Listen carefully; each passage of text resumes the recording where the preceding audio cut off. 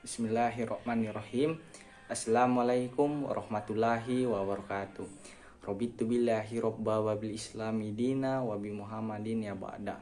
Pertama-tama puji-pujian kepada Sang Pencipta yang telah menciptakan cinta sedemikian indah, karena berkatnya lah semata sehingga memberikan saya nikmat sangat luar biasa, iman dan Islam, terutama nikmat kesehatan, sehingga saya pribadi dapat menyelesaikan atau dapat membuat video ini dengan judul presentasi atau diskusi tentang materi kepemimpinan sebagai kualitas organisasi untuk memenuhi tugas mata kuliah kepemimpinan dalam manajemen.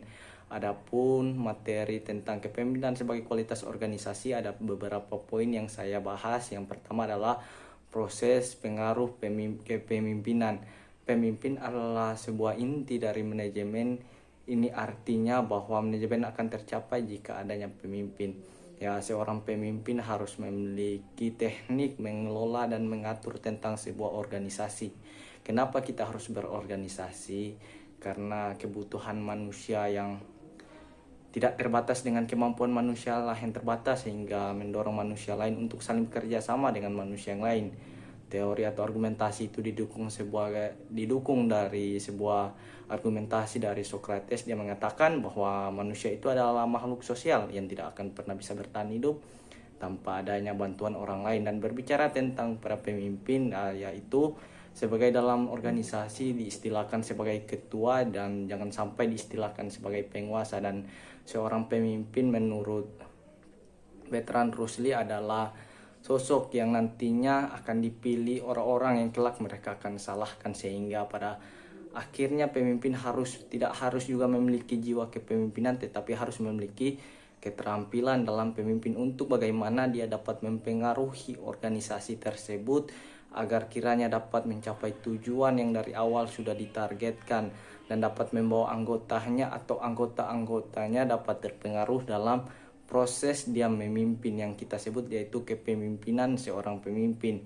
Ada juga bagian B yaitu keberhasilan kepemimpinan. Ada untuk menentukan keberhasilan kepemimpinan dilihat daripada dua, yaitu tujuan yang tercapai secara khusus dan tujuan yang tercapai secara umum. Tujuan yang tercapai secara khusus ketika setiap individu-individu atau anggota-anggota yang ada di organisasi tersebut, tujuan mereka tercapai secara pribadi-pribadi. Sementara tujuan umum adalah tujuan-tujuan khusus yang disatukan, yang menjadi suatu padanan kata dan akan dicapai oleh anggota-anggota kelompok secara bersama-sama. Ditandai dengan keberhasilan kepemimpinan menurut Kartono pada tahun 2009, dia mengatakan yang menandakan sebuah organisasi itu bisa berhasil dalam sebuah kepemimpinan ada pertama yaitu meningkatkan kinerja dan pemberian pelayanan organisasi. Yang kedua, semakin rapinya sistem administrasi yang dikelola oleh sekretaris, karena selain ketua sebagai kepala dalam sebuah organ, sekretaris juga merupakan jantung daripada organ tersebut. Yang ketiga yaitu semakin aktifnya bidang-bidang dalam kegiatan manusiawi, yaitu kegiatan-kegiatan tentang bidang-bidang yang aktif sama-sama bergerak, tidak hanya dalam satu bidang tetapi semua bidang itu bergerak, baik dari ketua, sekretaris, bendahara, dan bidang-bidang yang sudah ada dalam organisasi itu yang sudah direncanakan dalam proses pengorganisasian itu berjalan sebagaimana mestinya. Yang ketiga yaitu C, keberhasilan organisasi.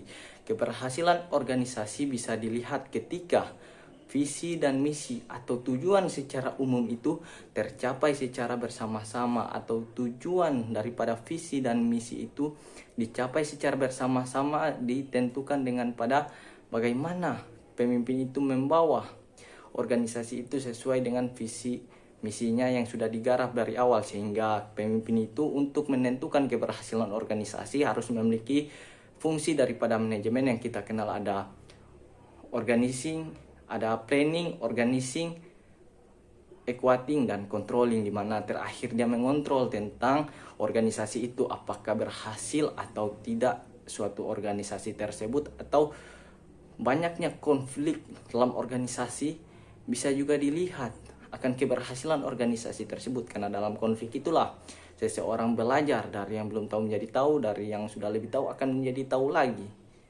Baiklah, yang terakhir adalah Poin D yaitu keberhasilan kepemimpinan yang mempengaruhi kualitas organisasi. Di dalam setiap organisasi pastilah seorang pemimpin itu ingin organisasi yang dipimpinnya berhasil dan berkembang. Kunci keberhasilan seorang pemimpin bukanlah dilihat daripada keterampilan manajemen dasarnya, tetapi leadership skill itu sendiri, bagaimana dia mampu memimpin dengan tanggung jawab yang diembaninya, bagaimana dia memberikan panah berupa visi dan misi untuk dapat memanah sebuah target berupa tujuan yang sudah ada di organisasi itu sendiri, sehingga ketika sasarannya itu kena tepat sasaran, maka yang dikatakan dengan keberhasilan kepemimpinan itu dia dapat tercapai sebagaimana mestinya yang sudah dirancang dan direncanakan daripada awal oleh seorang pemimpin dan setiap anggota masing-masing.